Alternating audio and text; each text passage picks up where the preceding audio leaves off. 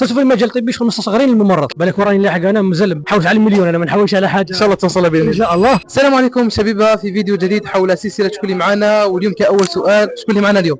معكم ضحوي يوسف، ممرض صانع محتوى وحتى فريلانسر. الله يبارك ما شاء الله. كان ثاني سؤال، كيفاش بديت صناعه المحتوى؟ والله اهم الصعوبات اللي لقيتها. كيفاش بديت صناعه محتوى؟ انه ما كانش عندي حتى فكره باش نبدا صناعه المحتوى. كيفاش حتى بديت كي دخلت الدومين هذا لقيت باللي كاين بزاف نظره سلبيه عليه، تسمى كيفاش نبدل هذيك النظره السلبيه على الدومين اللي راني فيه صناعه المحتوى. لازم نشوف الجانب الايجابي منه باش الناس تقتنع من هذاك الدومين. والحمد لله بديت في صناعه محتوى ولقيت تجاوب من عند الناس بشكل مش طبيعي والحمد لله.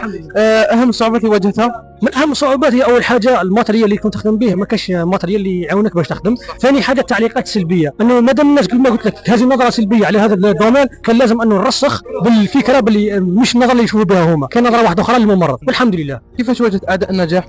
كيفاش واجهتهم؟ انه بعد ما كل ما نشوف تعليق سلبي والله واحد عدو للنجاح كيما كنت تحكي هذا وين، كنت نتحفز اكثر واكثر. بعد ما يقول لي مثلا انت ممرض ما خاطيك حاجه هذيك، انت ممرض ما تحكيش على العبسه هذيك. صرت في المجال الطبي شغل مستصغرين الممرض. كيفاش ندير؟ كل مره نزيد نطلق فيديو نحسن من الفيديو اللي بعده، كل مره نطلق فيديو نحسن من الفيديو اللي بعده. الحمد لله لحقت النتيجه اللي ترضيني انا وترضي الكوميونيتي تاعي.